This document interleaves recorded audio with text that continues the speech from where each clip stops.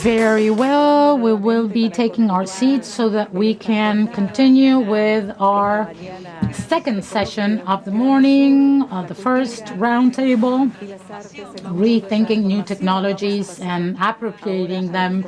And now we will go on to architectures of multilateralism. I would like to highlight the presence of Masumi Masalama, the head of OSC.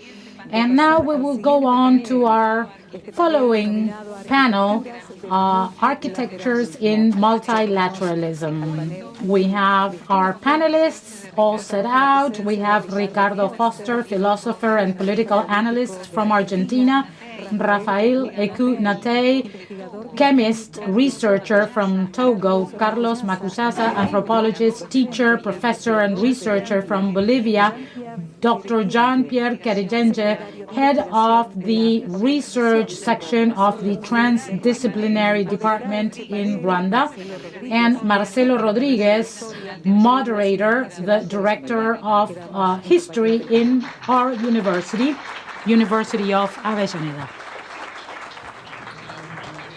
Thank you so much. Good afternoon to everyone. We will start this last roundtable of our colloquium. I believe it is really interesting and very relevant how we've been addressing all of these topics on the challenges we face nowadays throughout the world, all over the world, with the issue of multilateralism, multi-centrist approach, which shows that we have a civilization crisis in capitalism that is reorganizing our structures, and we are living in very interesting times. I condemn you to living very interesting times, says the Chinese quote. So we've been addressing these topics in our roundtables. We've been debating and analyzing how we can achieve deep transformation of our world with better education, so the Big South, the Global South, the territory of the exploited within our current system, well, it should have a different focus and play a starring role in the new world order, which is under dispute right now. So I believe we've talked about very interesting concepts in our previous roundtables, and now we are going to deal with architectures in multilateralism. And what's in a crisis is the model that emerged after the Second World War. And this new world we need to build and we want to build, well, we have to think about it. We need to think about how we can redesign it so that it has the transformative features that we want to attain. So we will start our round for this second session with Mr. Carlos Macusaya, anthropologist, researcher from Bolivia. You have the floor, Carlos.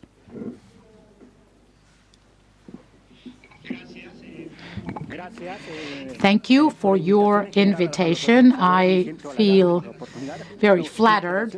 I just want to clarify that I lost my flight. I was supposed to be here yesterday, but because of that, I wasn't able to arrive on time, and that is why I'm part of this third roundtable. My training is as a social communicator, but I have been working on political activism from the Indian movements, and I will talk about some issues that are a bit outdated, because I've been talking about this for ages. But 2 years ago, I received several invitations, one of them from Panama, from the OSC, so thank you for that, so that I can talk about this issue again, that I have been researching for so many years. So I will take all of these topics out of the freezer. They were not very visible back then. You know, there's this invisibility of the indigenous. And now I will re-emerge with these very nice or agreeable topics, but of course that we must deal with them.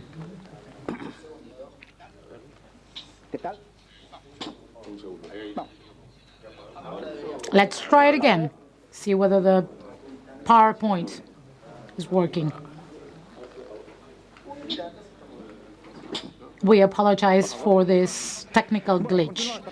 So, what's the idea? In general terms, we problematize the association between the indigenous and the ancestral, which impedes the construction of articulations within a general perspective of articulating peoples, transforming social order with a better redistribution of wealth. So within this perspective, to focus on my main message here is that when we take the ancestral to the indigenous, we are taking for granted that the indigenous communities were thinkers, and now they just repeat. They do not have the initiative. And this idea is shared by anti-indigenous racist people and also by pro-indigenous people, because they're defending or advocating for ancestrality. So when you face a political transformation process, we defend something that is fictional, and we cannot transform current living conditions, and we cannot aspire to transform their realities. So first of all, I'm sorry, I had to print something, but I wasn't able to, so I will just read my bullet points. So this association between the indigenous to the ancestral or pre-colonial, before the colonization, we inherited something. So we say it's ancestral. We don't know from when this dates. So regarding the indigenous, this is what we say. But this is a problem because it's easier to say that something is ancestral than historical. It's easier to say that it comes from 1,000 years ago than contextualizing it, added to prejudices. So this feeds into racist schemes, and indigenous are just the past. They impede development, and in a positive way, that's the moral reserve of the future. So there's a racist way of understanding the ancestral, and this translates into working, supporting, or getting involved with the indigenous is a way of preserving and recovering the past. We recover it and we preserve it. We have museums where indigenous people are there themselves. They are exhibited as a spectacle, like a museum item. So that's an issue. You are not considering them as equals. They're just an item in a museum. I believe that this is done with goodwill, but there is no focusing on the central topic, how we reproduce racist schemes. To take the indigenous seriously means including them. Let's say that someone who's white presents a hypothesis and everything is debated on the academic terms. But if there is an indigenous academic and they talk about the ancestral culture, well, then it must be true. I won't debate because of their appearance. Well, that certifies that it's true. I am not treating this person as a white person or with paternalism. And we need to have culture as an ethnical expression, and a lot of indigenous people are lying. They're saying things that are not true, but that is accepted anyways because it's ancestral. And this also translates into hyper-individuality. They use ayahuasca on behalf of the ancestral, but that is what is marketed. If you go to a community, that is not true. They have other concerns like education quality, They are concerned with the harvest, and that is not reality, but that is how it is marketed. It's marketed as if we're just concerned with ancestral knowledge and we consume ayahuasca, and that's all it matters to us. And that's also racism, and that's also prejudice. So the Bolivian experience, you know that we are a plurinational state. We recognize diversity, but we have some issues with this. There are several ideas on the ancestral plurinational state. I don't want to disqualify this. You know, the living well. I have dedicated to study the Indian and Qataris movements that emerged by mid-20th century. And if you read those documents, there is no living well idea or good living idea. One of the documents that dates back to the 80s starts dealing with the good living idea. Well, we have multiculturalism now, and we have concepts to understand and explain the indigenous way of living, and they have said that these are ancestral. That's a trap. So instead of looking at the trajectory, they have created categories that replace knowledge, that a lot of things can be used, but these are things that are sellable for funding. You know, the good living theory is great, you take a picture, the rituals, etc. So they say we are recovering the ancestral. Another aspect has been the use of symbols. This checkered flag in the 40s, they danced with the Huipala flag, but that is not a symbol of indigenous emancipation. That will start in the 60s. The Huipalas are made of Chinese fabric.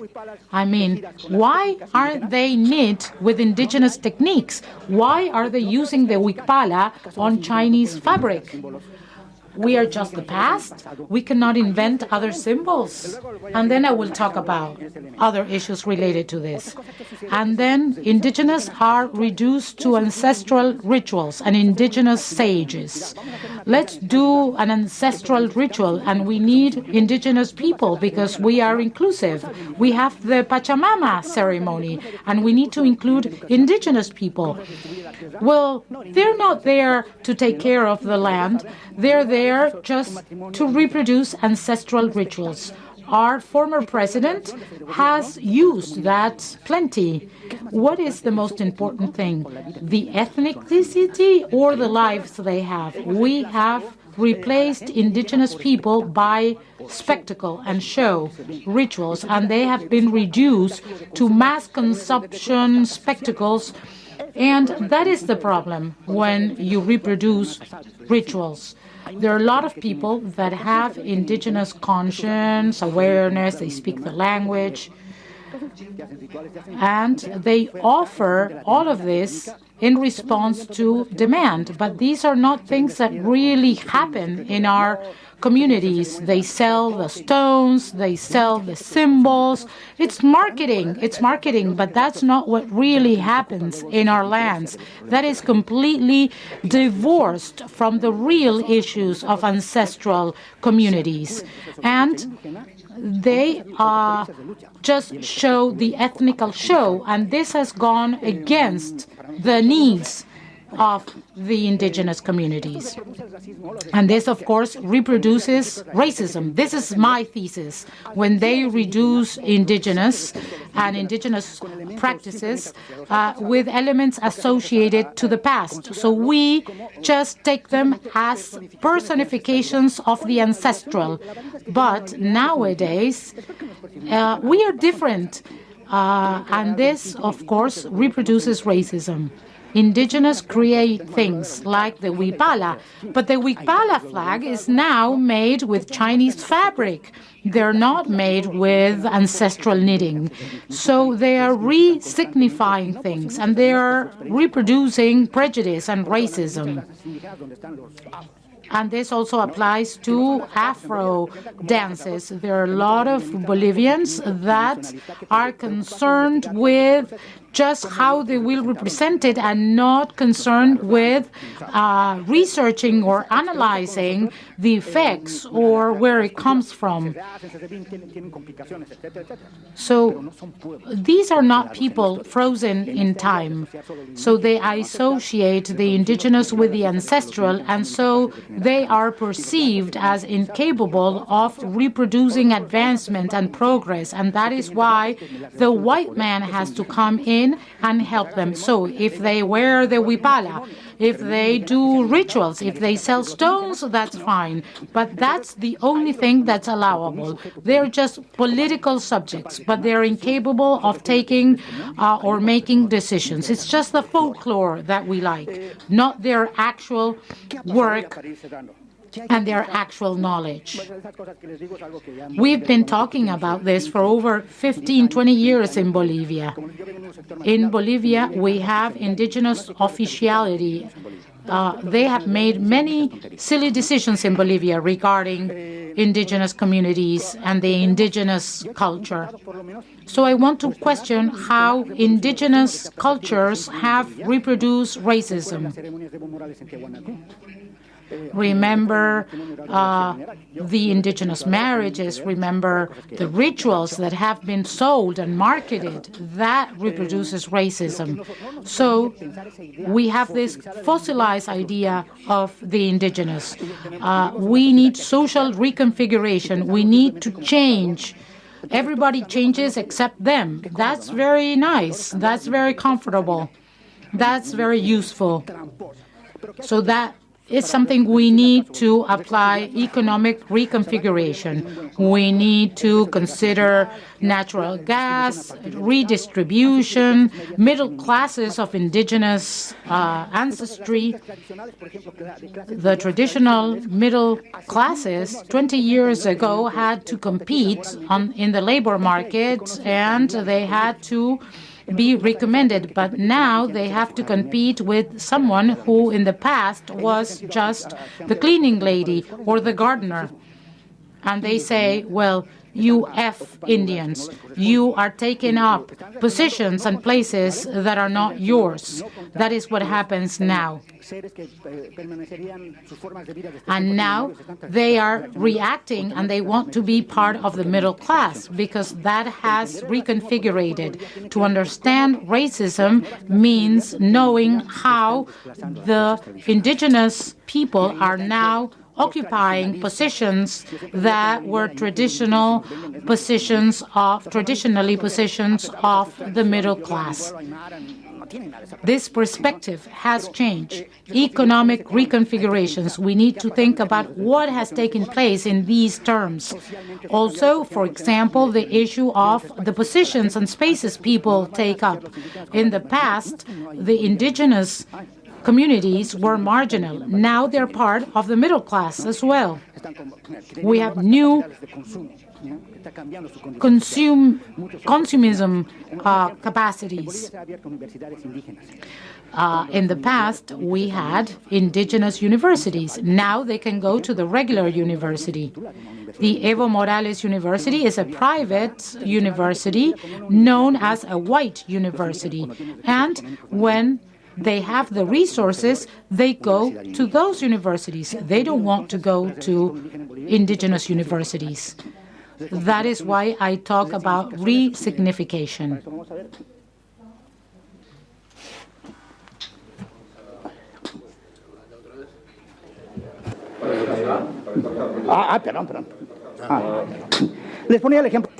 I will give you the example of the huipala. These are now made with Chinese fabrics.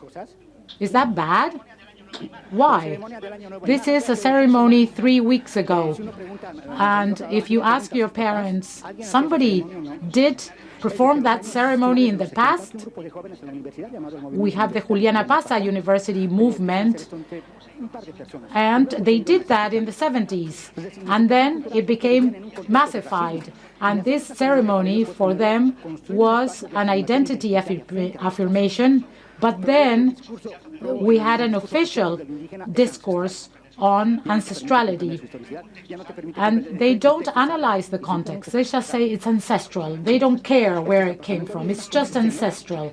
And look at this. This is the Aymara bourgeois. They are of indigenous origin. It's just aesthetic. And they say, well, these Indians, they have no taste. Two things I want to say about this. Look at this. This is the Alto City. Most of the houses were made of soil, earth, stone. But now they have invested in construction technology. They have the money to do it, but they chose this aesthetics. We need to think about this as well. For example, this is a very known P item. It's associated to Afro. It's a dance associated to Afro descendants. And this is from an Aymara neighborhood. And when they talk about this dance, they say it's a dance of the mestizos, of the mixture of races. But they were created by Indians, in fact, by indigenous communities. It is considered traditional, ancestral. Before the 70s, it did not exist. They invented it just for marketing purposes. And there are other things I want to show you. I'm sorry, I had some technical glitches. I apologize for not being able to show all of the pictures. This is the Cholas outfit 20 years ago that identified it as something horrible. But 100 years ago, the elite women wore this kind of outfits. Then they gave it to their cleaning ladies, and then they started wearing this. 70 years ago, it was a symbol of poverty, and now it is a symbol of economic power, because now the Aymara women who have their own shops and commerces wear these skirts and these outfits. So these are changes. These are changes that are not being considered as they should in Bolivia. I'm not saying that everything is solved. I'm just saying that we need to change the way we view indigenous communities, indigenous peoples. We have contradictions. Not everybody is an ally. And if we want to have transformation, we need to demystify ancestrality. I don't want to discard it. I don't want to overlook it. I just believe that we need to address it correctly. What makes me proud of my people is their capacity to transform and adapt. Thank you very much.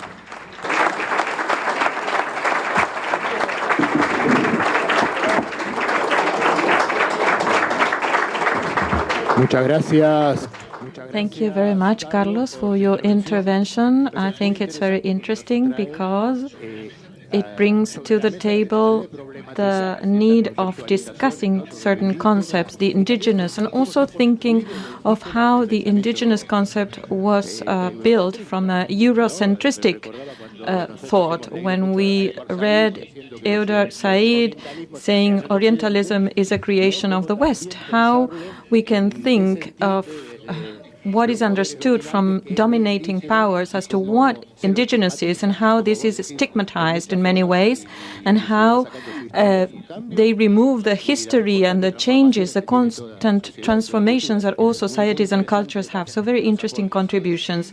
Now we will continue here at the panel, and we will give the floor to Jean-Pierre Carescense, who's a researcher from Rwanda, a Secretary of Research from the Cooperation of the South.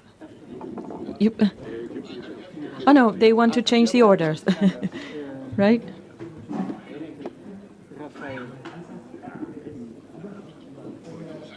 So yes, we're going to change the order at the request of the speakers. So we will continue with Raphael Eklu-Natey, who's a technician and researcher from Togo.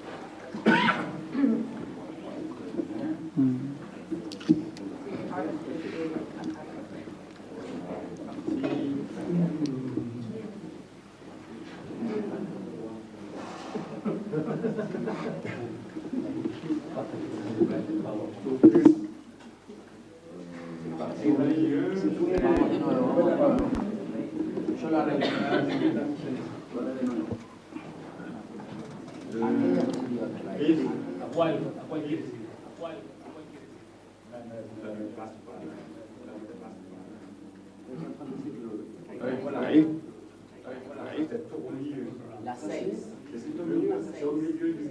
Está diciendo que eso está en el medio de su presentación.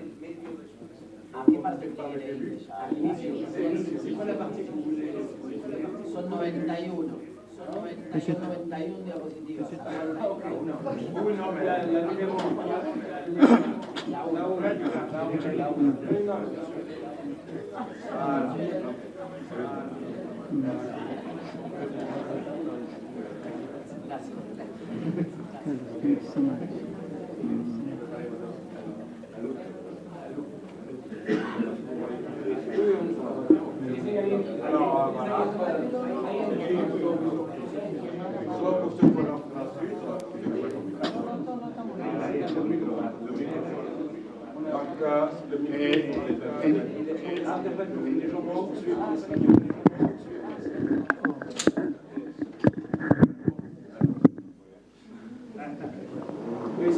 Ça marche? OK.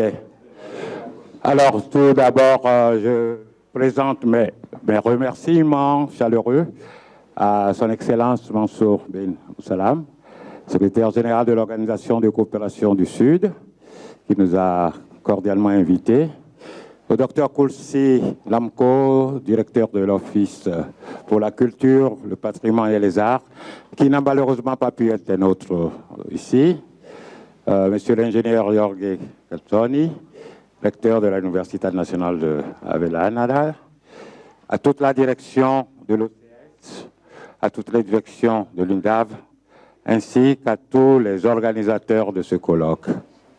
Alors, et cordiales salutations à tous les panélistes, à toute l'Assemblée. Une pensée spéciale pour les organisateurs et autres panélistes qui n'ont pas pu faire le voyage pour des raisons diplomatiques contraires à la vision de l'OCS. On espère que ces jours de rencontre soient pour tous une belle opportunité d'échange et d'enrichissement mutuel et pourquoi pas une occasion de partenariat bénéfique à nos peuples. Alors, ma présentation traitera de l'art médical en Afrique. Je m'appelle Raphael Eklu-Natey, originaire du Togo, vivant en Suisse et coordinateur scientifique d'une association qui s'appelle Tradition et Médecine à Genève. Alors ici, nous avons tous un passé historique commun. Nous sommes tous ici à différents degrés, issus d'un choc historique avec l'Europe que j'appelle le Nord-Occident. Nous avons subi sa suprématie basée sur les armes à feu et sur le pouvoir financier, ce qui a provoqué des destructions profondes chez nous, de nos corps par l'esclavage et des massacres, de notre esprit, nos cultures, nos arts, nos sciences. Et pour toute l'Afrique, ce fut une dépersonnalisation presque complète par l'esclavage, puis par la colonisation. Si on va un peu dans l'histoire, la démographie de l'Afrique subsaharienne avant et après le choc avec l'Occident, au XVIe siècle, il y avait 600 millions de personnes. Au début du XXe siècle, il n'y avait que 100 à 140 millions de personnes. Donc à cause de l'esclavage et de la colonisation, l'Afrique a perdu en 5 siècles 500 millions d'âmes, soit 100 millions en moyenne de pertes humaines par siècle. Le plus grand génocide de l'histoire de l'humanité. Aujourd'hui, au premier quart du XXIe siècle, l'Afrique compte 1,4 milliard d'habitants, ce qui veut dire que quand l'Afrique revient au contrôle de sa santé, elle observe une démographie fertile. Donc l'Afrique n'aurait pas eu une démographie aussi élevée dans le passé si sa médecine traditionnelle n'avait pas une réelle efficacité dans la prise en charge sanitaire des populations. Malgré ce passé douloureux de pertes, nos pays disposent encore aujourd'hui de ressources gigantesques, des terres agricoles fertiles, des forêts riches. Bon, je ne vais pas faire toute la litanie, mais on a même des déserts remplis d'eau et d'or, mais surtout des populations humaines ambitieuses, tournées vers l'avenir avec espoir. Donc, ces Population entretenue avec résilience des patrimoines culturels, vivaces et diversifiés, qui méritent d'être mieux connus et valorisés. Parmi ces patrimoines, mon intervention portera donc sur la médecine traditionnelle africaine, et je vous invite à un exercice spécial pour montrer le lien entre culture et science. Donc je parlerai un peu de l'histoire antique de la médecine en Afrique, de l'approche scientifique de la magie-sorcellerie, nos activités, nos ambitions et les perspectives d'avenir.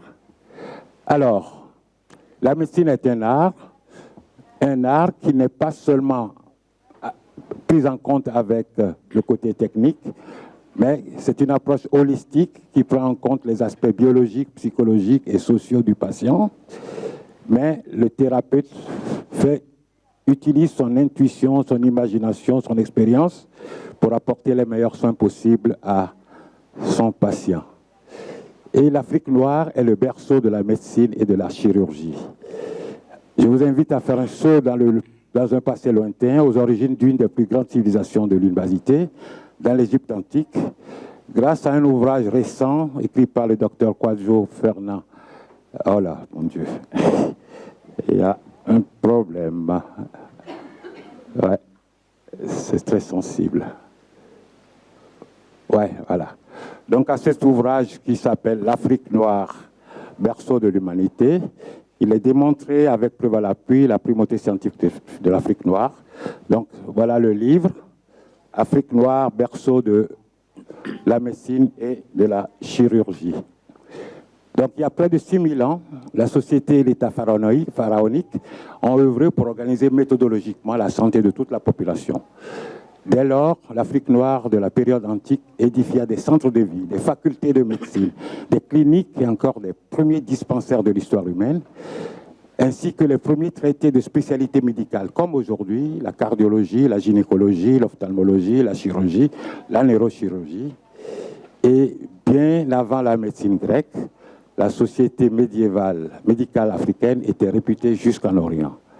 De là venaient de nombreux malades qui se faisaient soigner et des étudiants qui venaient prendre les enseignements, comme ce fut le cas des Grecs, tels que Hippocrate, faussement appelé le père de la médecine. Les sources sont nombreuses à partir de papyrus, gravures, murales, tombes, etc. Et le vrai père de la médecine était Imhotep, donc dont le nom signifie celui qui vient en paix, et qui est né vers 2400 à 700 avant notre ère. C'était un grand savant, polyvalent, personnalité multidisciplinaire, architecte, constructeur de pyramides, prêtre, astronome, médecin. Et Imhotep, et non pas Hippocrate, qui est un grec né en 460, donc 2000 ans après, était le vrai père de la médecine, avec les bases de ce qu'on appelle aujourd'hui le serment d'Hippocrate. Il était aussi un grand architecte qui a conçu les pyramides, qui étaient basées nécessairement sur les théorèmes dits de Thalès ou de Pythagore, qui sont, eux, nés 2000 ans après lui. Comme quoi l'histoire peut faire des reculs bizarres. Ils avaient des connaissances magnifiques en anatomie. On voit là toutes les parties du crâne avec les noms en hiéroglyphes, le corps en entier, le système, l'abdomen, avec tous les organes connus aujourd'hui, le système cardio-respiratoire, etc. Et ils avaient aussi des instruments chirurgicaux du même niveau que ce qu'on trouve aujourd'hui, tous nommés en médunitaire avec leur nom en hiéroglyphe. Donc à gauche, les instruments égyptiens et à droite, les instruments modernes avec leur nom, le bistouri, etc. Même le stéthoscope qu'on attribue à l'ENEC existait déjà, le binaudial existait déjà du temps de ces, disons, Égyptiens. Et la pharmacologie, donc le terme pharmacie vient de l'égypto-nubien pharmaki, qui veut dire qui procure la sécurité et la santé. Le terme chimie dérive de alchimie ou alchémite ou alchémia, science de l'Égypte ou c'est aujourd'hui symbole des arts médicaux. On voit le calycée initial d'Hermès, ensuite Asclépios, et les pharmaciens d'aujourd'hui, les médecins, ont copié plus ou moins ces éléments-là. Donc, l'Afrique allô, et spécialement médicales. Une grande connaissances ont été conservées par les peuples qui ont migré vers le sud après la chute de l'Égypte. Alors, aujourd'hui, il y a une approche scientifique de la médecine, je ne ferai qu'une partie.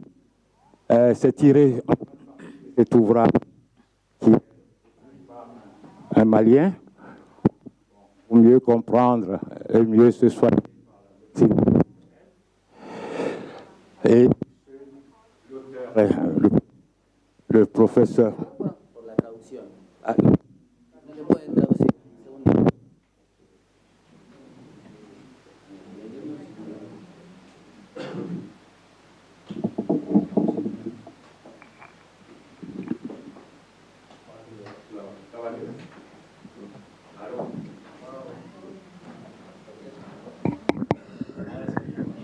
Allô? Ok, c'est mieux. Alors, l'auteur, c'est le professeur Mamadou Koumaré qui nous a quittés il y a 2-3 ans, qui a tiré ses sources de son ouvrage, de son grand-père et de son père, donc un retour vers les racines, comme on en parlait. Et malgré une prestigieuse carrière scientifique, c'est quelqu'un qui a un grand respect pour les anciens. Et là, on montre la photo de celui qu'il appelle son maître, accroupi à côté du maître, son assistant à lui, ce qui montre la primauté qu'il donne aux cultures antiques de quelqu'un qui n'a même pas été à l'école occidentale.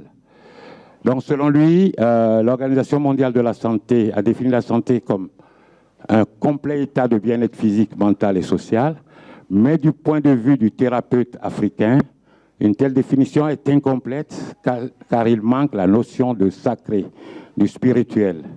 Parce que dans la médecine traditionnelle, on admet des causes naturelles et surnaturelles.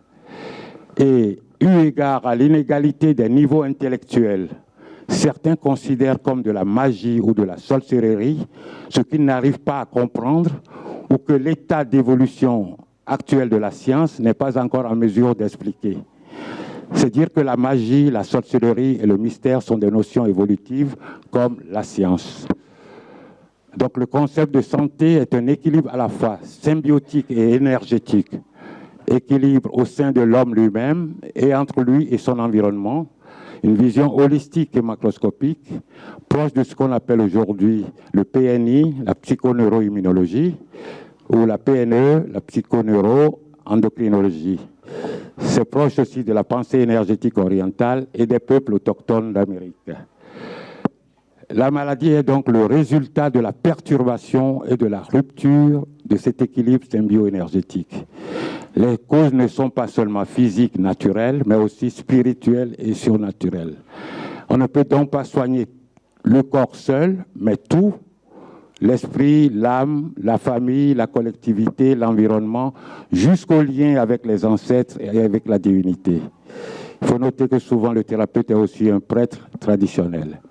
Alors, les acteurs de cette médecine, bon, il y a plusieurs noms qu'on peut leur donner, mais en gros, on peut distinguer 4 personnes. Le tradipraticien, qui est le médecin qui soigne avec les plantes ou les produits d'origine animale ou minérale. L'accoucheuse traditionnelle qui s'occupe de la femme et de l'enfant du nouveau-né. L'herboriste qui conditionne et vend les matières premières végétales. Et le médico-droguiste qui conditionne les matières autres que les plantes d'origine animale ou minérale. Alors, pendant longtemps, notre médecine a été diabolisée. Pendant des siècles, pendant la traite et la colonisation, les tradipraticiens étaient tous considérés comme des sorciers. Or, dans ma langue, Azéto, au Togo, est supposé être aujourd'hui un porteur de maléfiques, mais le mot Azé signifie aussi science. Donc le sorcier, c'est celui qui a la capacité d'interpréter, d'interroger le sort, le fa, l'art divinatoire. Nos divinités étaient assimilées à Satan. Nous étions pris pour des adorateurs du diable. Or, Abossan, dans notre langue, veut dire un ange, mais dans le catéchisme chrétien, c'est devenu un démon. Les objets sacrés ont été détruits, volés, exposés dans les musées du monde. Mais la transmission se poursuit aujourd'hui, les connaissances, par l'éducation familiale de père en fils ou de mère en fille, par des informations culturelles, souvent dans des couvents vaudous dans des rites d'initiation, dans des structures organisées, comme l'apprentissage auprès d'un tradipraticien ou des centres de formation, grâce à des échanges entre les tradipraticiens, pendant des rencontres et des séminaires que nous organisons avec eux, et puis par des révélations mystiques. Alors, selon un témoignage d'un tradipraticien du Togo, les tradipraticiens reçoivent une formation de plusieurs années auprès d'un maître, où ils sont éduqués à l'observation de la nature, l'observation de soi-même, l'observation des hommes, la discipline, le silence, la bravoure face aux forces impressionnantes, aux animaux et aux plantes, parce que, à la fin de leur formation, ils sont souvent envoyés seuls dans la forêt pendant plusieurs jours, plusieurs mois, sans le contact avec la collectivité. Ils se nourrissent de plantes et d'animaux sauvages. Et c'est des moments d'expérimentation et d'autotest avec des médicaments, des drogues, des venins, des antidotes, une observation introspective sur les effets sur son propre organisme, par la méditation, le silence, mais surtout pour approfondir la connaissance des êtres de la forêt et d'échanger avec eux. Et on sait aujourd'hui qu'en sommeil profond, il y a différentes ondes qui sont émises par le cerveau humain. Ça va des ondes de delta 0,5 à 5 Hertz en sommeil profond. Pendant une profonde méditation, on est de 4 à 8 Hertz. Pendant une relaxation légère, de 8 à 12 Hertz. Lorsqu'on est en veille active, ça monte de 12 à 30 Hertz. Et il y a les ondes gamma spécifiques de 40 Hertz pendant une activité intellectuelle et mentale intense. Mais pendant la journée, on navigue de l'un à l'autre. Et on sait qu'au niveau aussi de la réceptivité, l'oreille humaine reçoit une plage de fréquence de 16 Hertz pour les basses, à 15 à 18 kHz pour les aigus. Ça se situe entre les infrasons au-dessous de 16, les ultrasons au-dessus de 20, et puis les hypersons à 1 GHz. Les chats éventuellement perçoivent jusqu'à 65, les chiens 45 kHz, les chauves-souris et les dauphins jusqu'à 500. Les éléphants utilisent des basses ondes qui peuvent inaudibles à l'homme, mais qui peuvent communiquer à plusieurs kilomètres. Pourquoi je parle de ça? C'est parce qu'il existe aussi des ondes végétales. Les plantes communiquent, mais comment? Donc, dans les ondes végétales, ce sont des sons émis par les plantes en interaction entre eux ou leur environnement, et qui peut même influencer les ondes électromagnétiques. Même les micro-organismes sont des organismes perceptifs, apparemment beaucoup plus sensibles et réceptifs aux différents stimuli environnementaux qu'on ne le soupçonnait jusqu'à présent.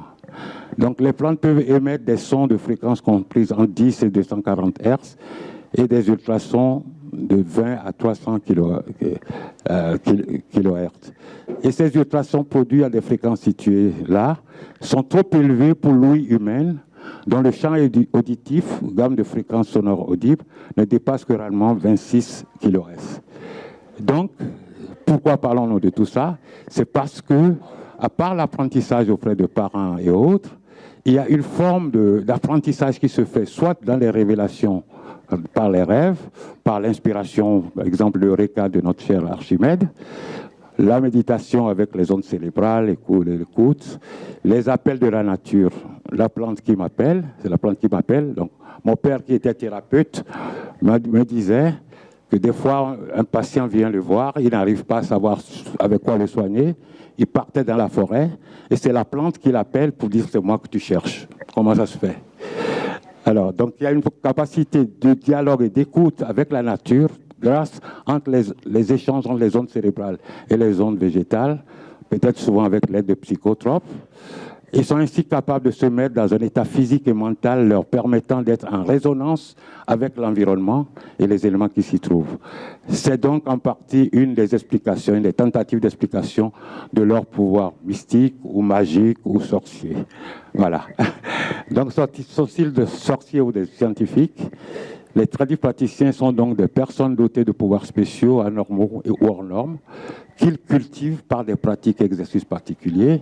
Ils sont en lien avec l'invisible, le spirituel et les lois de la nature.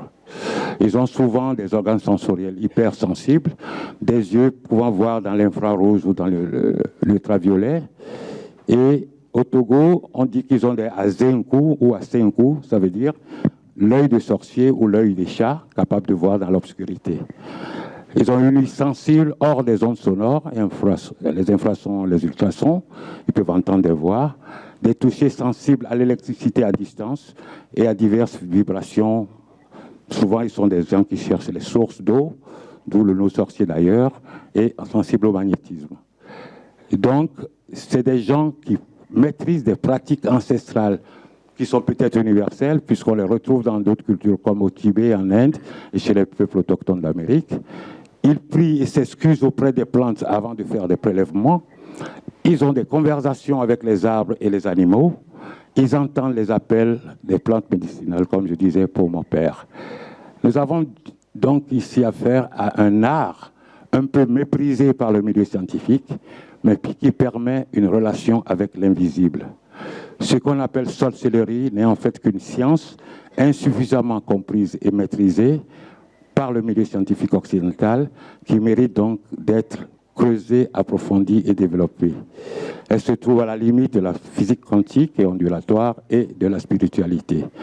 Aujourd'hui, il y a des expériences, des initiatives en cours en Afrique du Sud, au Mali ou au Bénin, où on a des écoles ou des universités de la sorcellerie qui se créent.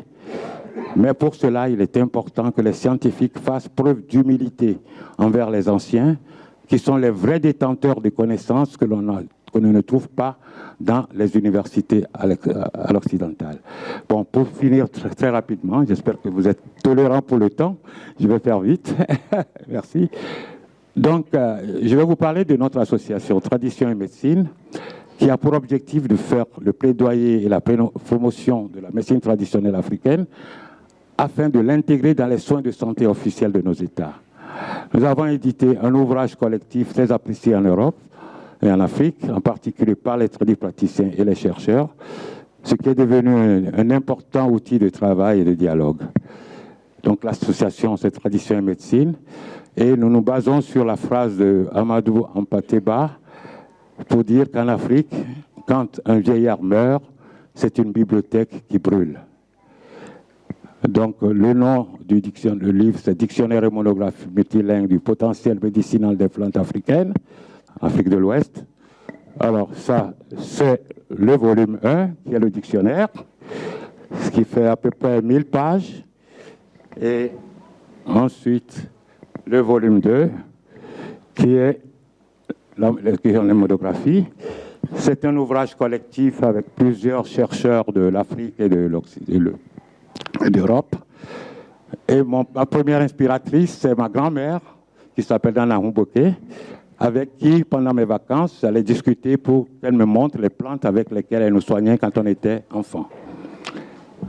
Et nous avons consulté pas mal d'ouvrages qui sont pour la plupart, qui ne sont plus édités, qui n'existent plus, qui ne sont pas disponibles dans les bibliothèques, pratiquement introuvables en Afrique. Et nous essayons de compiler l'essentiel pour le rendre disponible aux populations et aux acteurs qui sont concernés. Voilà par exemple, contribution aux études ethnobotaniques du Togo, celui du Bénin, du Congo, la médecine égyptienne au temps des pharaons, médecine et magie africaine, etc. Et nous avons mis l'accent sur l'importance du nom. Parce que donner un nom ou un surnom, un sobriquet à une personne, un animal ou une plante, c'est se connecter, entrer en relation, en communication spéciale avec cet être ou cette personne. Et le nom est une clé. Le nom vernaculaire est la clé des échanges avec les vrais détenteurs des savoirs, qui sont les tradipraticiens et les populations qui utilisent depuis des millénaires ces plantes. La clé est plus petite que la porte. La porte est plus petite que la maison. La maison est plus petite que les trésors qui s'y trouvent. Mais sans la clé, on n'accède pas aux trésors qui sont dans la maison. Donc, nous avons répertorié environ 1000 plantes dans 150 langues d'Afrique, de 8 pays d'Afrique. L'Afrique compte 54 pays, plus de 2000 langues et près de 2000 plantes. Cela montre l'étendue du travail qui nous reste à faire. Et on continue. Sont sur 3000 plantes sur la planète, 300 000 sur la planète, 200 000 sont sous les tropiques, Afrique, Amérique latine et l'Asie. Seulement 10% ont été étudiés, donc seulement 20 000 à peu près. Mais on sait qu'avec 20 plantes bien utilisées, on peut soigner presque toutes les pathologies aujourd'hui. Donc on a encore 1000 fois plus de possibilités de développement de phytomédicaments si on connaît et on protège notre biodiversité. Alors notre ouvrage, comment est-ce qu'on l'utilise? Donc le dictionnaire, le volume 1, vous avez le nom des plantes dans les différentes langues, avec le pays et le nom scientifique en latin. Et si on prend par exemple un mot comme adido en bas, Adansonia digitata, vous le trouvez dans le volume 1, vous passez dans le volume 2, dans les monographies, donc vous avez le nom scientifique de la plante, Adansonia, avec une brève description, et là vous avez les noms des plantes dans les différents pays, dans les différentes langues, et leur utilisation dans les différents pays, les différents organes. Je vais accélérer, okay. Avec quelques images qui nous permettent de bien les identifier. Et qu'est-ce qu'on fait? Nous avons créé une espèce, ce qu'on appelle le prix du mérite, où nous vendons l'ouvrage en Europe et nous allons le distribuer gratuitement aux praticiens en Afrique. Voilà un exemple au Mali, un autre au Togo. Et dans nos perspectives, nous essayons donc de faciliter le contact entre chercheurs et praticiens, de vulgariser la science et de donner une clé de reconnaissance aux plantes pour les chercheurs. Bon, je rappelle le rôle de la clé, de la porte et du trésor. Donc, il s'agit de faciliter le dialogue avec les anciens en parlant leur langage, tout en se donnant la possibilité de comparer et d'échanger avec les autres peuples. Alors, à part la modestie qu'on exige des scientifiques, nous pensons aussi que nous devons prendre conscience de nos ressources. On dit souvent que l'Afrique est pauvre à cause de l'ignorance de sa richesse. D'autres disent que les Africains sont comme des mendiants assis sur des mines d'or. Et nous voulons faire mentir la fameuse équation paradoxale qui dit ressources naturelles plus ressources humaines égale misère. Mais cela passe par l'industrialisation endogène et la souveraineté économique pour arriver à ce que nous espérons, pouvoir créer des unités de phytomédicaments à partir de tous ces éléments dont les anciens détiennent le secret. Alors, la suite de notre ouvrage, nous pensons continuer d'abord avec toute l'Afrique subsaharienne et les Caraïbes, ensuite toute l'Afrique et d'autres pays d'Amérique latine, et la création d'une plateforme Internet répertoriant la flore et la pharmacopée africaine. Et nos vraies richesses, il faut le savoir, qu'elles soient matérielles, intellectuelles ou spirituelles, se trouvent chez nous. Nous devons les développer pour que l'Afrique puisse apporter sa contribution à l'humanité. Pour citer Anta Diop, pas de développement sans réhabilitation de son histoire.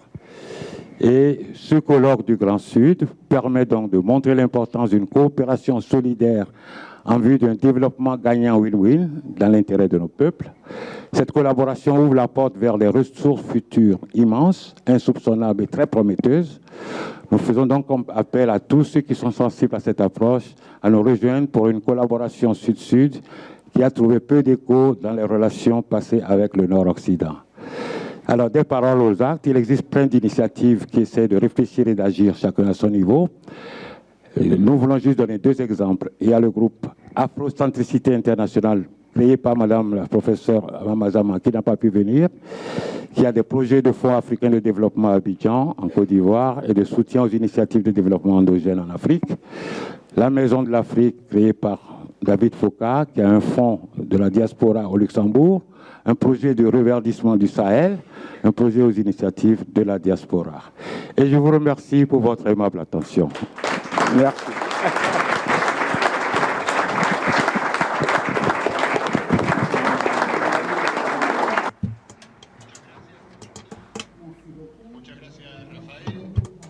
Thank you so much, Raphael, for your presentation. C'est intéressant, n'est-ce pas? Merci. Thank you so much. Brilliant development on the health concept and the invisibilization and refutal of the knowledge that we have and the millions of years that, as Raphael said, the African society has been working on. you were just letting us know about the books and the authors that we would be great. I mean, if we could read them in order, of course, to address the issues of language, we would need translation for that, but it would be great to have a profound knowledge on everything that you talked about. Very interesting. Thank you so much for that. We will now continue with our roundtable. We will have now Dr. Jean-Pierre Carivenge, head of the research section of the OSC Transdisciplinary Department. Please come to the stage. Thank you so much. My presentation is to be about one of the programs of the Organization of Southern Cooperation. And it's very interesting to talk about that program because it can also explain somehow the connection between this colloquium and what we are doing, like the Organization of Southern Cooperation. But I would like first to thank Carlos and Raphael for the presentation. And you can see the connection between the two, one from Bolivia, another one from Togo. That's why it was not interesting for me to enter in the middle, so to allow them to have this kind of dialogue. And when I was listening to both of you, it reminded me one of a great thinker from India, Raimundo Panikkar, who talks about the theandric vision of the world, where you can have divinity, the human, and the cosmos together operating. And I think that is both of you were trying also to show to us. And in talking also about the Congress and the listening to you, one of the links for me came also from one of the poets from Martinique. His name is Aimé Césaire. He was trying to define the word to be. What does it mean to be? And he said, to be is the only one that counts. The verb to be is the only one that counts. So what does it mean to be in that way? And for example, for us in the Greater South, we can also ask that question, what does it mean for us to be? And as you know, for example, in the French history, René Descartes was trying to define to be, or the meaning of I, first person. And he said, I think, therefore I am. That was for him. I think, therefore I am. And going through that, another thinker from Kenya, John Mbiti, he said, and I think that is also this kind of connection we have here. He said, John Mbiti said, he was a philosopher and a theologian, I am because we are. And since we are, therefore I am. Trying to show that's one. So to be, of course, is to exist. In the Greater South, we exist because we are. But to be is not a static condition, but a dynamic becoming, is ontological unfolding, where being is not a fixed state, but a perpetual act. And we can say to be, as a first person, as a country, it means also to be in a relation with other countries. And I think that's where we can try to understand the meaning somehow of the Greater South. So before just going quickly to talk directly about the Greater South, in listening again to you, I was just thinking quickly about another poet from Senegal, Birago Diop. He has a very good poem called Souffle, Breathe. And the poem is Écoute plus souvent les choses que les êtres, la voix du feu s'entend.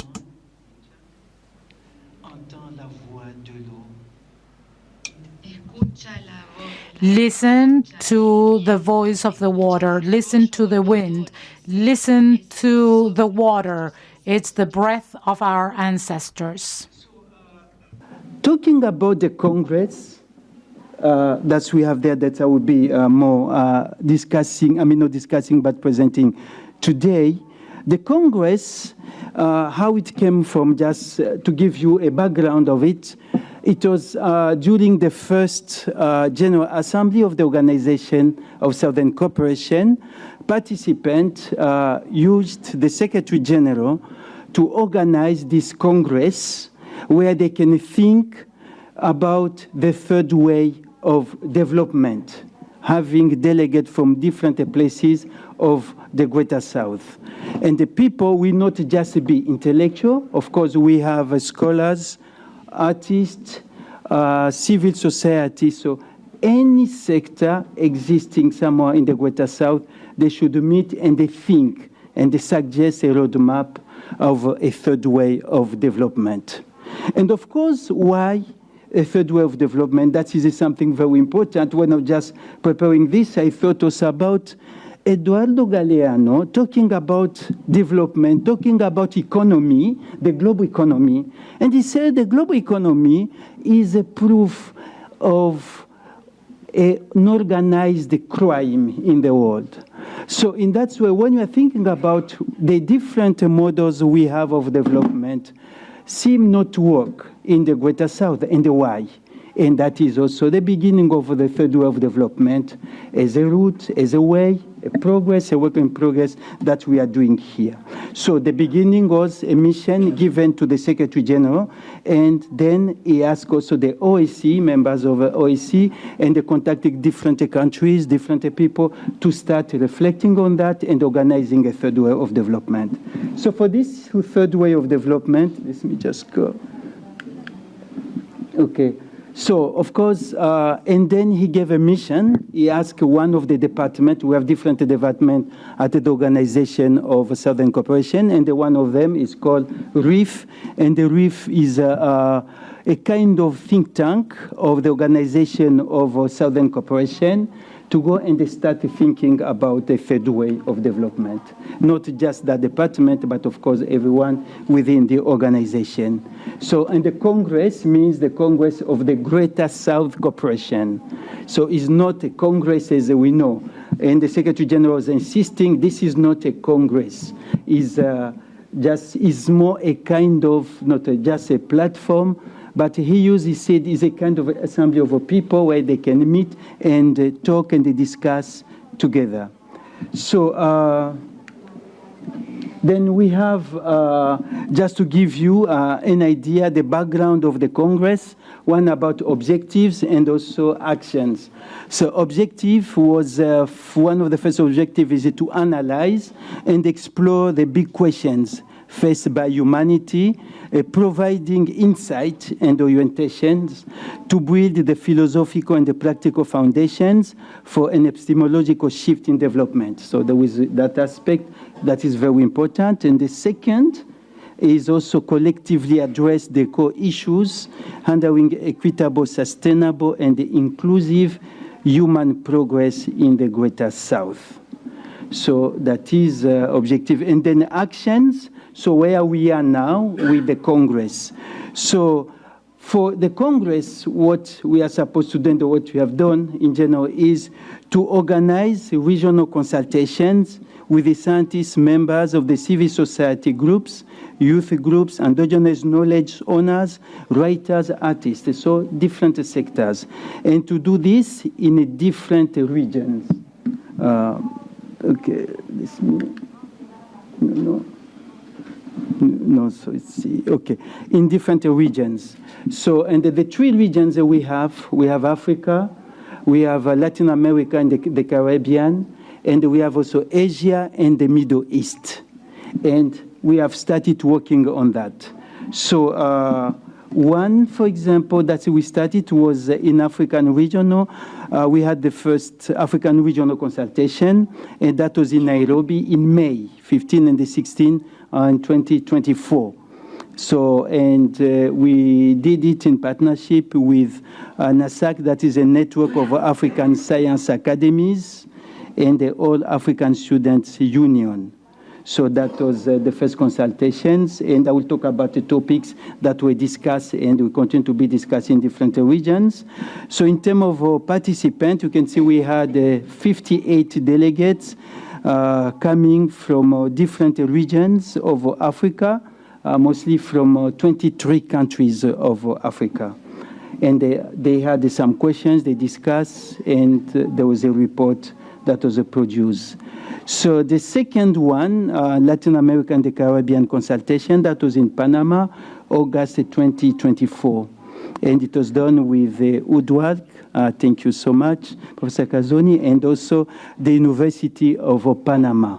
So in this second consultation, at the end, they produce what they call Panama Declaration. Thanks so much. Yeah. So they had the Panama Declaration, and then we had 60 delegates from 20 countries. So so now we still have to do in Asia and the Middle East, and the two consultations that we had was with intellectual, scholars, artists, representative of indigenous knowledge. So we still to have also another consultations with representative of a government. And then at the end, we'll have also what we call a summit. And this will be with different representative of different regions. And then they'll make a suggestion, a plan of action to be submitted to political leaders, head of state and the government for approval, and then we can have, from there then we'll have that plan of actions that will be approved.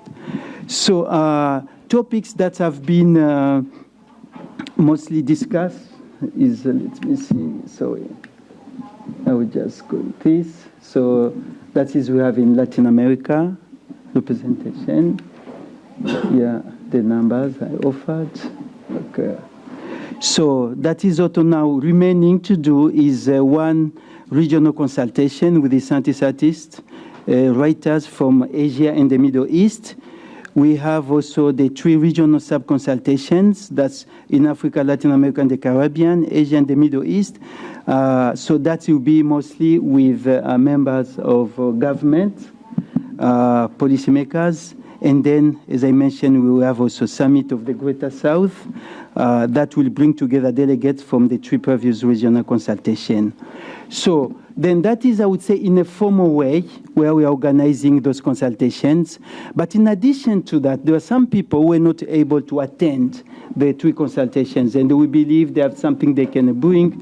We have also a book project about the Congress where we can have contribution from other people from the 3 regional consultations. And we are planning to have interviews with the 5 people who attended also this colloquium, who can also contribute on the Greater South.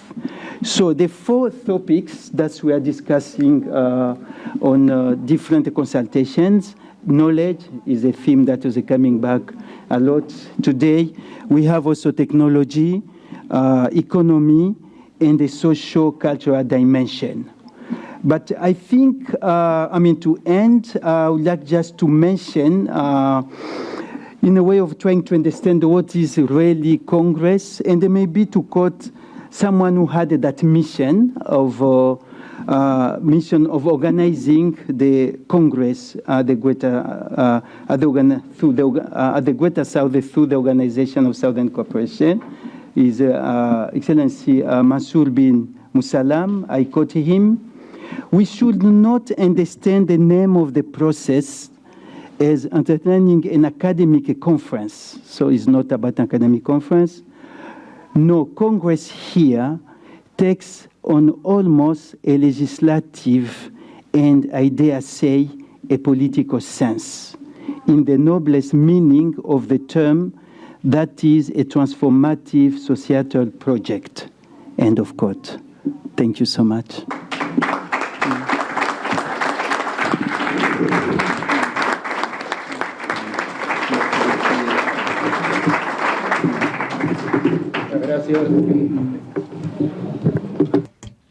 Thank you. Thank you very much.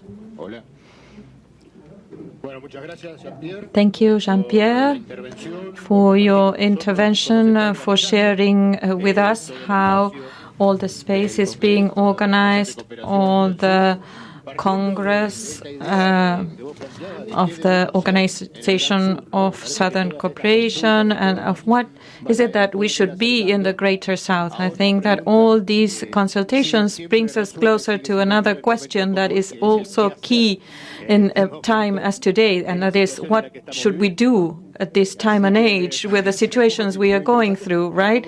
I believe it's very interesting. So now it's Ricardo's turn, so we'll hear him.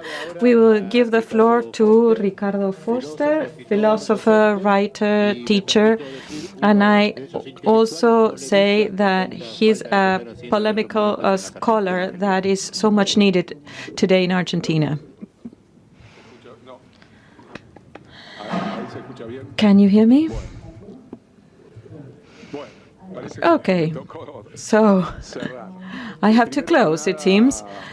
So, first of all, I would like to express great joy that the National University of Avellaneda, that is being host of this symposium, this colloquium of unusual characteristics at an awful time as the one we are living through, with this freedom of emancipation, freedom, exchange, diversities, languages, different languages coming together, as well as cultures. This feeling that there's a path to go. I believe that this has been a fantastic initiative. I had the huge luck of being able to participate giving a conference at the Addis Ababa University, thanks to the very generous invitation that the organization of Southern Cooperation and the Greater South did, and the National University of Avellaneda, my dear friend Rodolfo Amawi, an alma mater of this initiative. And I'm really pleased to share this panel today with three friends, colleagues, companions who come from Africa, Latin America, Bolivia, for instance, a very close and nearby country, very intense for us in Argentina. We should never lose sight that every time we look around ourselves, two of the most important things of our existence is food and the habitat have to do with the Bolivian brothers and sisters, what we eat, and that is the food we take to our plates and the places where we live. Sometimes we lose sight of these, how certain links are built, and sharing a panel with someone who made an extraordinary description of a knowledge that is not ancestral in the sense like you stated, but a knowledge that is being unfolded in time, but at the same time it is localized in a different conception of time, that the past is the present and the present is the past. And there are ways of knowing that also relate us to a different way with the living creatures of the world and nature. And this allows us to understand that there are other experiences possible. So also knowing, and I did know somehow the intentions and the programs and projects of the organization, I believe that this is very useful, and especially being here today together. As far as my intervention, I thought a lot of what I should say, and something that is really very nice is that the panels, that the name of this panel, we never commit with this because, I never know what is multilateralism, and it's like architectures of multilateralism. And yesterday somebody criticized multilateralism, so I don't want to speak about multilateralism. Now, the idea of architecture, this is something overwhelming for me. There's a school of architecture here, so probably an architect could explain much better how we build this multilateralism.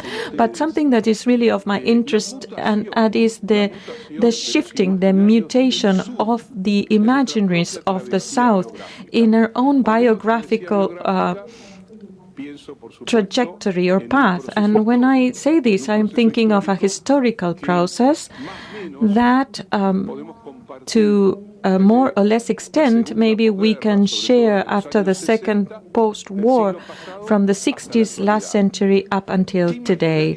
What is the imagery of the South that the West was building, and how is it that the South starting to read itself based on certain transformations that were decisive? I always remember, and apologies because I am going to be self-referential. When I was really young, towards the end of March of 1976, I left Argentina, and my first stop was at a city where one of the panelists lives, that is Geneva.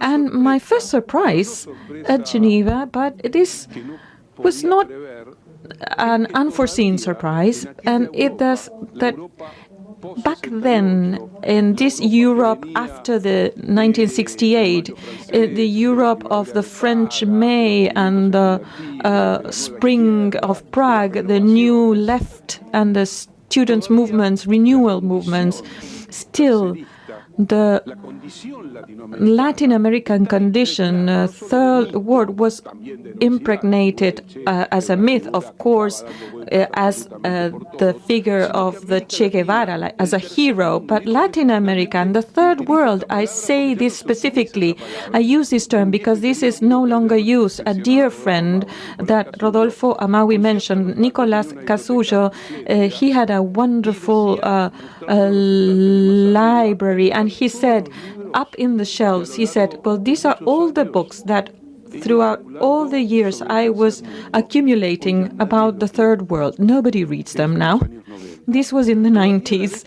Now, in the 70s, the third world was the place for the future, the place for utopia, the place for promises. It was mythological, and whereas Europe was clearly entering its decadence, because the European decadence was a process that was not abrupt, but in the 20th century it had a huge level of barbarian. But we never have to lose sight that Europe, in its expansion outside and inside, it committed more than one massacre. It was built based on massacres. So this was stated with figures that are almost impossible for us to imagine. The Black Atlantic, there's a wonderful book called like that, where the wealth of capital was built based on the exploitation and systematic crimes of great part of Afro-descendants populations. The construction of slavery is a metaphor of capitalism. It's the turning lives into objects and the disappearing of the own decision to turn lives in an object that is absolutely disposable, usable, and that can be deleted. But in this logic, Europe sees the world as a desert where there's nothing. There's not wealth, there's not extraordinary wealth that was described a while ago. What they see is just a desert, a wild desert. In the best sense, there's just childish populations that are still living in a stage that is previous a culturally significant condition, and maybe we can help them turn into complete human beings. But the place of slavery is the end of humanity, but the place of slaves is at the basics, and I insist, of the most perverse ways of the capital shaping. And we should never forget that the first shout of genuine freedom in Latin America and the Caribbean was given by those who were dispossessed of everything, that were the slaves who came from Africa in Haiti. These were where we saw the first movement that somehow started building all the emancipatory project.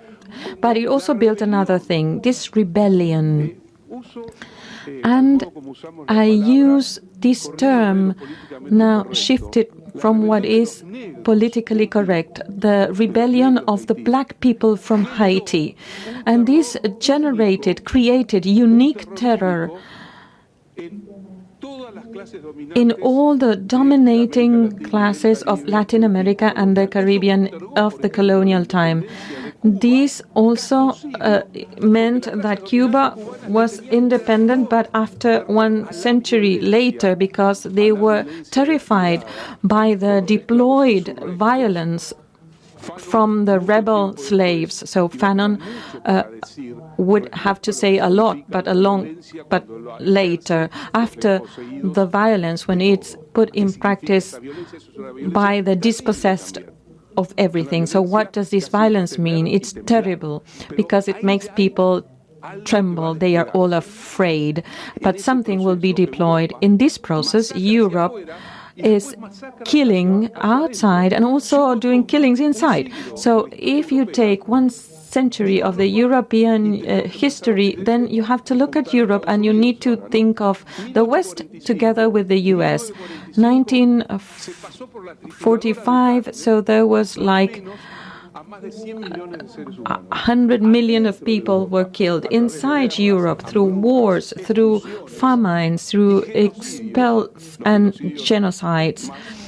The most remembered genocides and also very poorly interpreted were those that were at the hands of the Nazi against the Jews, gypsies, and mentally weak. So all these people were murdered. And after this, there comes something that's extraordinary in the imaginary of the times. And I believe it's key when we have to think in the relationship between the past and the present, and that is the place of what was thought as the non-aligned people, the third world. So it's 70 years after the confirmation of the non-aligned countries.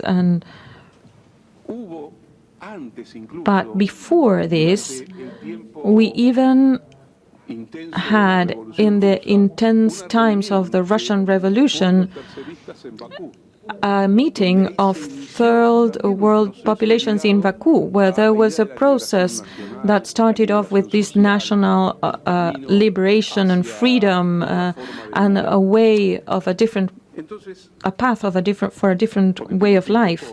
I have short time here, but we are at a place talking about the hope for the future with a transforming power. And there's a word that was also powerful back then, and this is utopia. Latin America, Africa, Asia, they were those lands that were inventing a new world after the catastrophes and the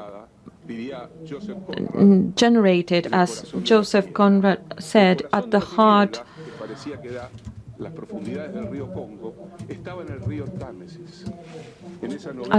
of the myth that is at the Thamesis River. So the narration takes place at the shores of London to talk about the barbarian, that it being transferred to the heart of the sub-Saharan Africa. So this third world, this other world, was no longer a folklorical place or touristic place.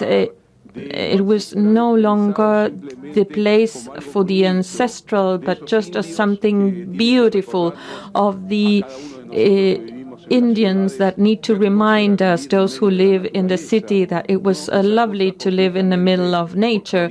All these folklorized vision of indigenous peoples or third world cultures. Maybe Asia had this power that it always had.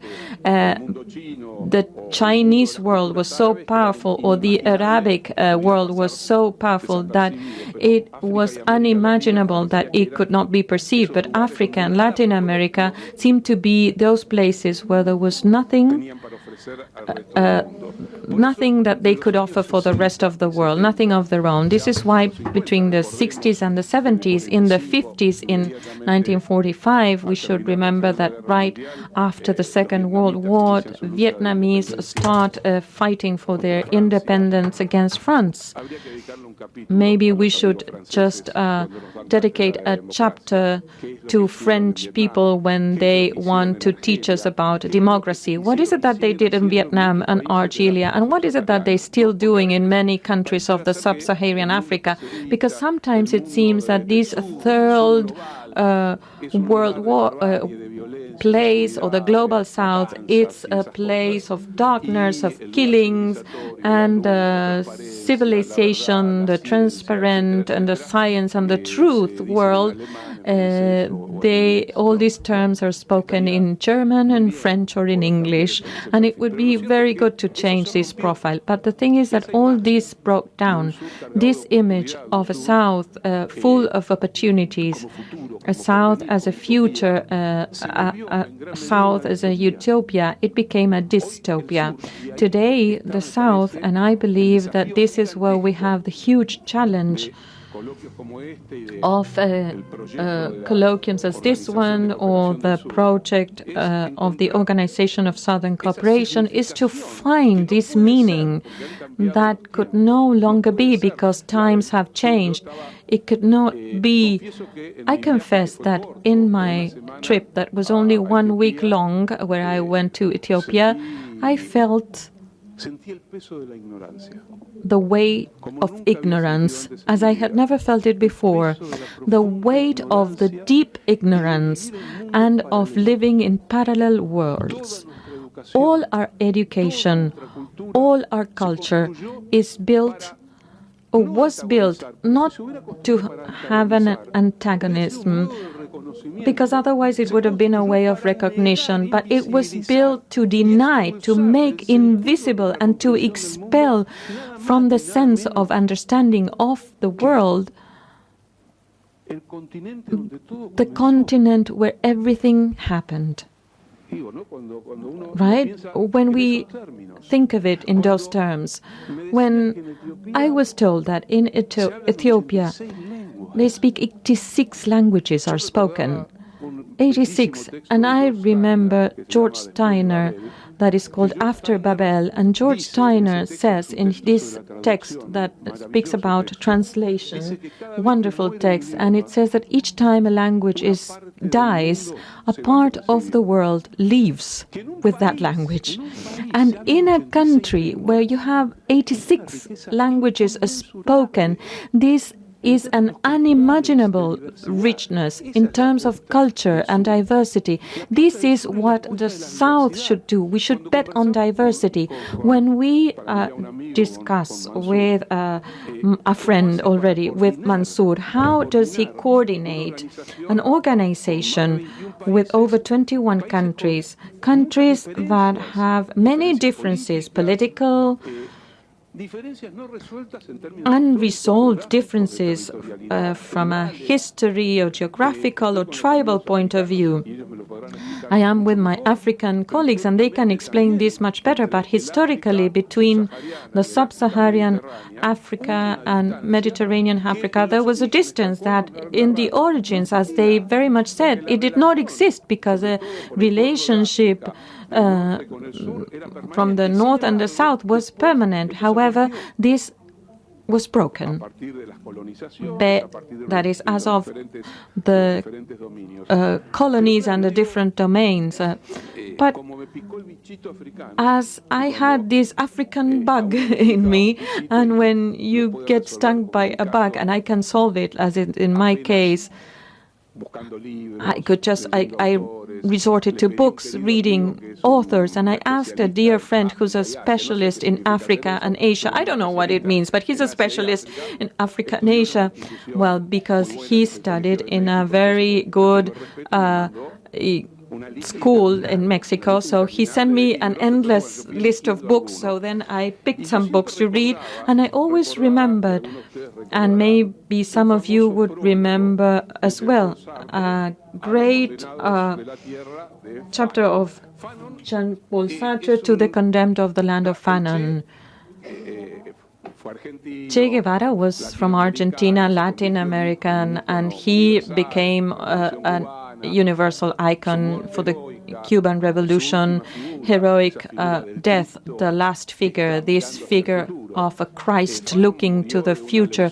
Fanon had galloping leukemia when he was 33 also, and he had a very strong impact in the 60s or 70s, and the prologue of Sartre is very complex because Sartre here reading Fanon's thoughts of violence, that is, in the Condemned of the Land, he says that when a colonized kills a colonizer, two people are freed. The colonizer from being colonizer and that who suffered the colonizing. So, and I say this with fear, trembling. Why? Because I come from a generation that thought that in fact violence was one of the essential ways to transform reality and society. And we also went through the experience of democracy, but before this, we went through the experience of state terrorism and death. And I would also like to state this because I think it's important. We will go nowhere if we only think that the crisis of the civilizations lies in the north. Of course, in the north we have the heart of the expansion, the scientific and technological expansion, the capital expansion, military expansion. But in this process of globalization of the system, the South is also cross-cut and eaten by all these social, cultural, technological process. So therefore, there's a huge challenge, but there's a difference, and I think it's key. Please interrupt me, because if not, I could stay here forever. But Europe always thought that they were not debtors before anyone. The Greeks and the Romans did everything, and well, something happened along in the area, in the Middle East, but the center, well, everything was there. And many important things took place in Europe, of course, at that center. Many of the words that we would use to think the world come from Europe, and many of the words that we use, especially in the past, and now we're trying to see what we do with them to try to transform and change the world, also come from here. The trilogy of the French Revolution, fraternity, freedom, and equality, nothing remained, but it's there, right? But there's a difference with the South, and that is the South absorbs. It can metabolize these languages and this culture, and at the same time, it can incorporate its own history and physiognomy, its own language or languages,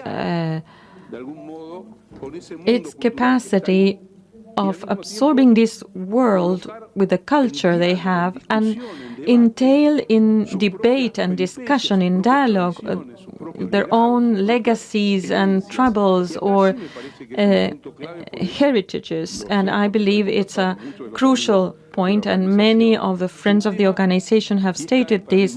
And I believe this is even more and more important, the issue of memory.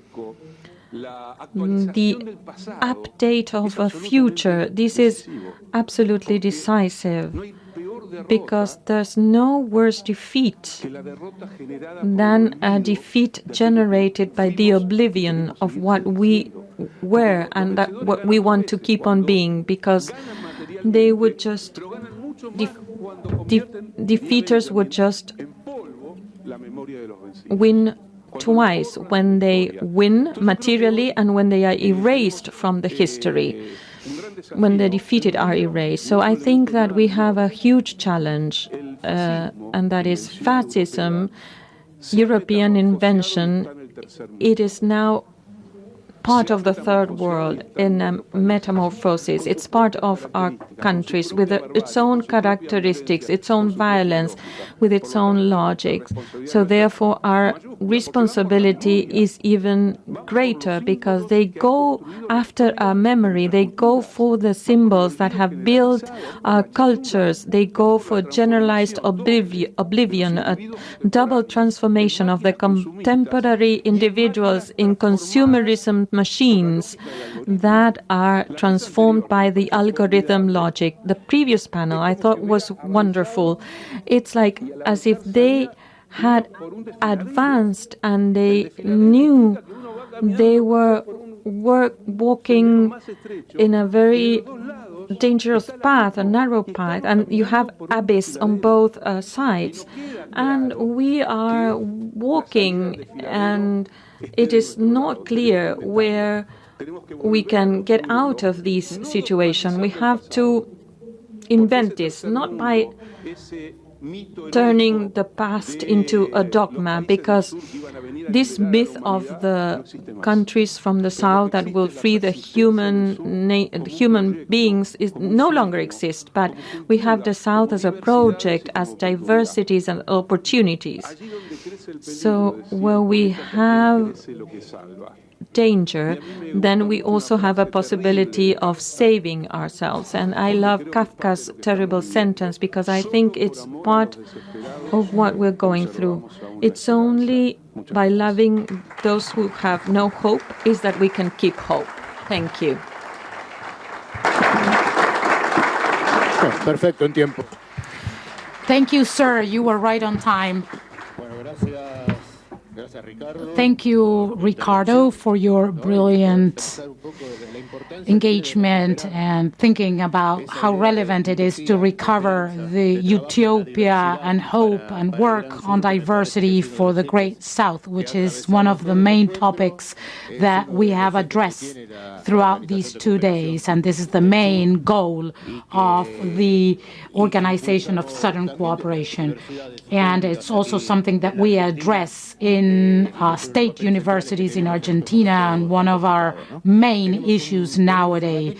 We have a few minutes left, so if you have comments or questions, you may go ahead. Thank you. Go ahead.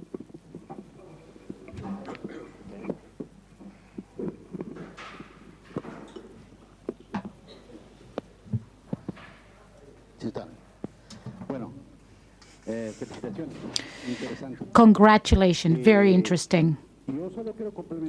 I would just like to follow up on what you've said. I loved your presentations. Critique is very important. And what we're doing, well, here in the Great South, we are building something that has been destroyed. This is something we need to understand. And interculturality can be applied to different spaces. And this is something that we need to do by looking forward and not just remaining in the dogma. We need to look forward, and we need to get together with our friends from Asia and Africa.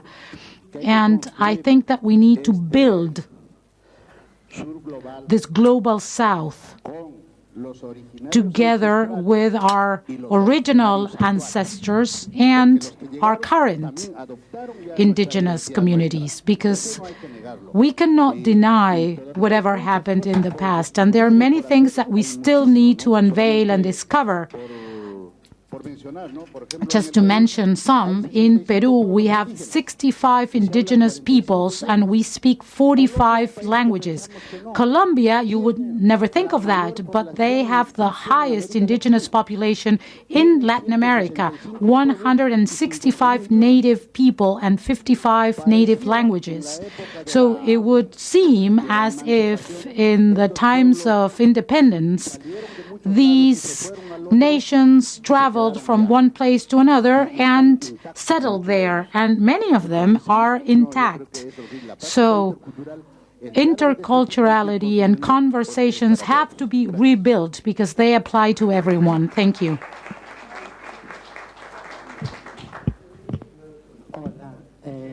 Hi, thank you so much.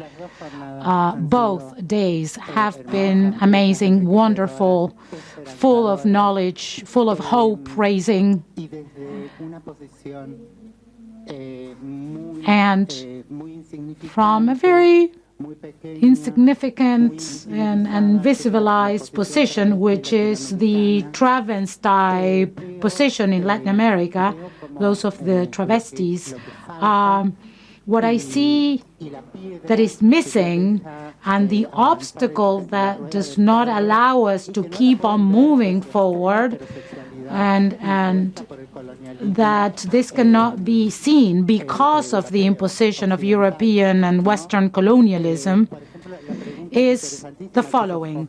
And this is related to Forster's question to the other roundtable concerning education, which is related to exogeneric diversities and generic diversities. This Southern Latin America travesti image, like our colleague said, this romanticized and show-based viewpoint and how Hollywood represents our community of travestis. Usually they want to visualize our image in such a way, and they end up doing it in a very individualistic way and not considering all of our diversities. In education, usually this is translated into patriarchy and male chauvinistic ideas and the critique that they do to our exogeneric diversities. They have a constant assessment of the children, and they are subject to scrutiny, telling them that they will never be able to be smart in maths or technology or in the STEM subjects because of who they are and because of their gender. And they have imposed this on us, and they don't let us see the truth. The spirituality of our being, of our sexuality, and they never treat us with love. They never address us with love, and they never give us the possibility to say thank you, but no, not now. And we should never cancel, we should always love, and we should always be able to say no and recognize that not everyone has to go through the same assessments during the same times in the same categorizations, and that our schools are very violent because they are colonized, and we cannot realize that the first stage of colonization, I would say to our colleague yesterday who talked about the North and the South and the dichotomy, when the North always is trying to become East-East, and then they stop being an East to be a Southeast until they become the South, and then they stop being South because they want to be Southwest. So there is a huge amplification that we cannot see, and heterosexuality cannot see that the first colonization has been including heterosexuality and the mandatory reproductive scheme, making us poor and letting us be born poor. At least in Latin America, we are born poor, and we cannot see this. So the first exercise to be carried out is in sexogeneric terms, and not just in economic, political, or geopolitical terms. Thank you.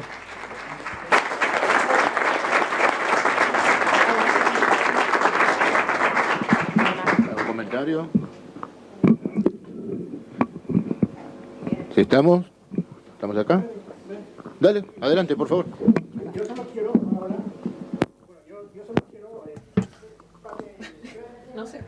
ahora. Please tell him to speak into the mic because we are not getting his audio. Okay.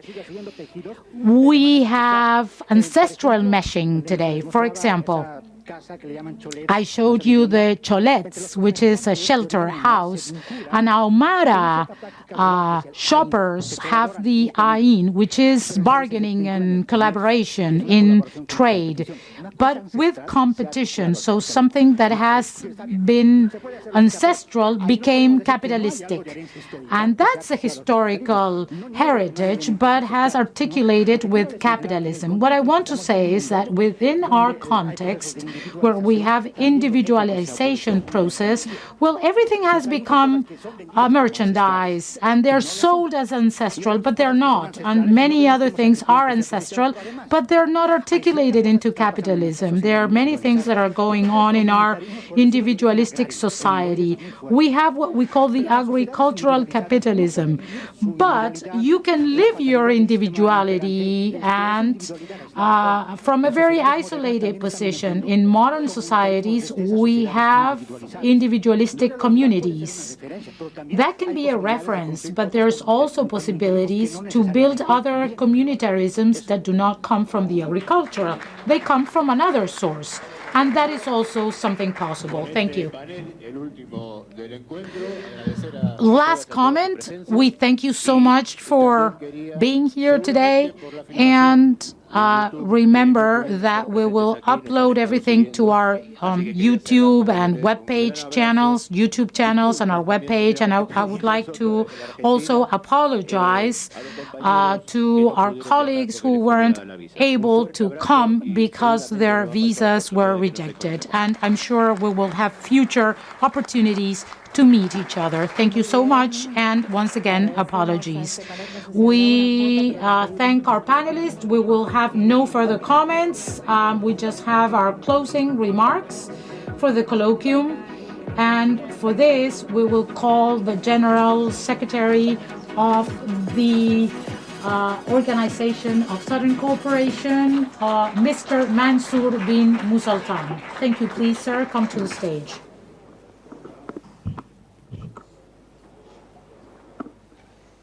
Estimados, a ver si.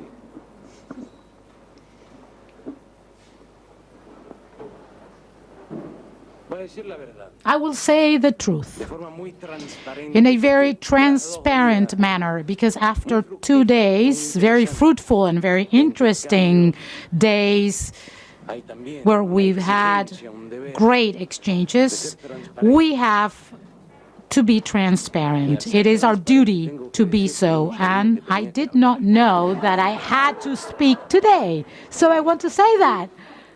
This is a surprise.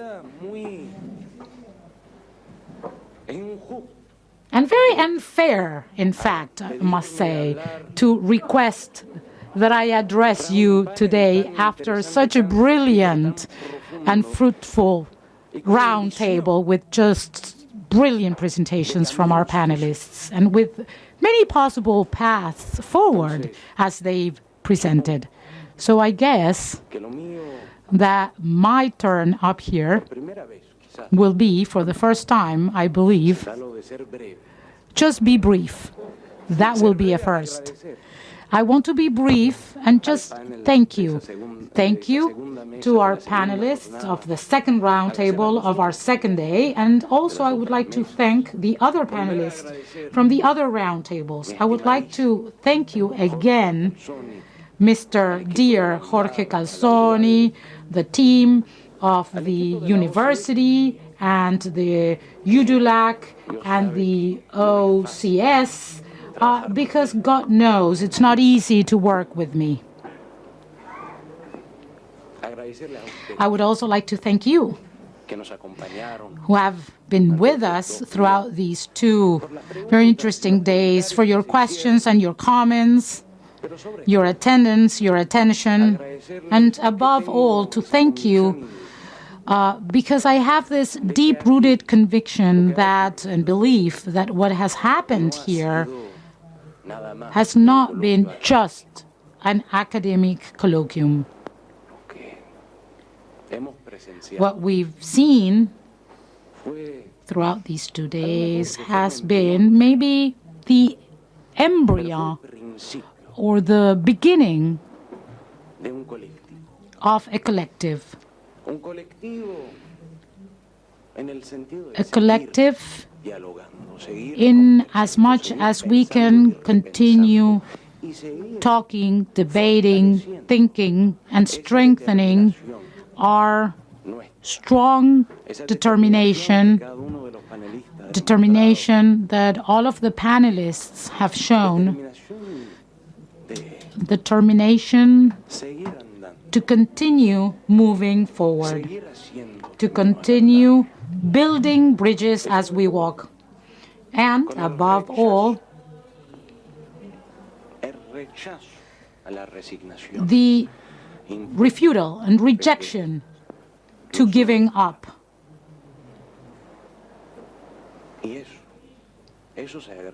And we thank you for that. I said I was going to be brief. I promised.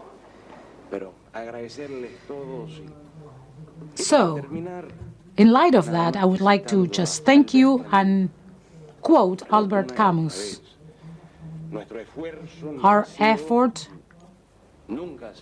has never been and will never be, and it is not a primitive rejection of everything that comes from the North. I've said that if we do not encounter the North and meet the North with the positive and negatives, well, I wouldn't be who I am today, at least in part. Why didn't you ask that question? Why Great South? Because in general terms, we talk about the global South. So I will take 10 minutes. I will not keep my promise. From the OSC, we started using this word, the Big South, the Great South, because we deeply believe in the importance of the words we use because they impact our vision of the world. I remember a very interesting conversation between Noam Chomsky and Foucault. This is recorded. You can download it. It's online. And Foucault takes on the floor and states to the moderator in French. So I am paraphrasing. I'm not quoting. I admire Mr. Chomsky's will in trying to build a new society, a fair, equality-based society. But I believe that it is fundamental, it is essential, said Foucault. I believe that it is essential before building a new society to identify the power dynamics that exist in current societies, to identify them, criticize them, because if we don't, we run the risk of reproducing again in the society of the future, in the new society. Because when you think about power, you think about it in general terms. The repressive power of the state and its tools, well, those are in the universities, in schools. I'm talking about the power dynamics at the home, in society at large.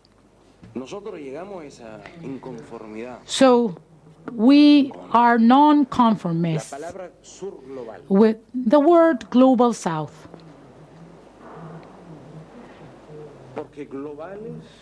Because we are not global. Because if one of the issues we have is lack of connectivity. We are the periphery of globalization, so we are not global. And South, well, gives the idea or the false impression, false idea that it's just an issue of geographics or geography. But Australia is a southern country. But nobody even thinks about the possibility of saying that Australia is part of the South. And Cuba, or Mexico, or Morocco are geographically located in the northern hemisphere, and nobody considers Cuba or Morocco or Mexico as part of the North. So the global South, it is clearly a term that hides an ideology that we cannot identify. And if we cannot identify it, then how can we critique it? And if we cannot criticize it, how are we going to change the power dynamics they entail? So, my friend Ricardo has mentioned the word third world, and we've found some alternatives, or developing world, or countries, developing countries, which that presupposes that there are developed countries. But the issue is that sends the wrong message, which is that we want to be Switzerland or we want to be the US. And, we have the issue of principles and morality. We can talk about this forever, whatever Foucault said or whatever Chomsky says. So I won't go into the moral debate. But scientifically speaking, if we base ourselves on scientific fact, if I had a magic wand so that overnight every citizen in the world would start living like the average Texan or the average Swiss, the planet will implode instantly. Scientifically speaking, it is not possible to have an objective to live as the Swiss. That would be really sad if that was our objective. Yes, I like Switzerland, and life in Switzerland is nice, but that's not our objective. And so to say we are developing countries, it makes no sense. It's not useful. I have a friend who wrote a book on the majoritarian or the majority world. Of course, it carries the value of reminding us that we are the majority of the world. But is that a virtue, to be a part of the majority? And this is something that I like and that I enjoy, which is the issue of the third world. It's not because there is a first world and a second world and we are part of the third world. The third world is because from the third world, and because we are the third world, we perform a humanitarian and humanistic effort. We have the duty to build the third path. But of course, the issue of the third world is that very unfairly, it's a bit prejudiced in the collective imaginarium. So you need to choose your battles if you want to win the war, if you want to win the battle. And we have a lot of battles to struggle and to fight.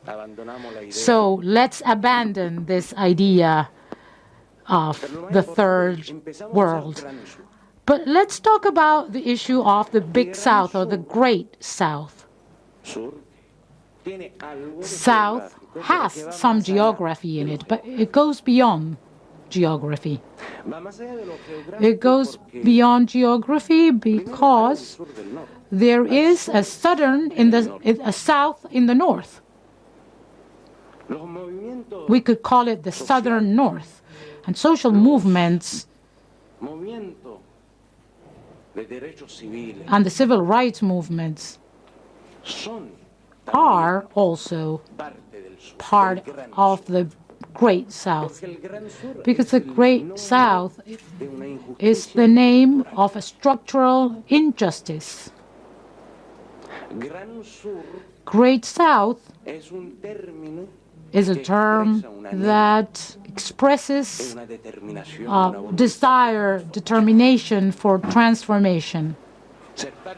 To be part of the Great South is not having a Latin American passport or an African passport. It's not it. That's not it. It's subscribing, registering into a world transformation movement, part of the non-conformity status of the world. Not agreeing, not wanting to conform to this status. And this is all to explain why we talk about the Great South. So we have Southern components. In 1957, Camus receives the Nobel Prize, the Literature Nobel Prize, and in his speech, he says something like,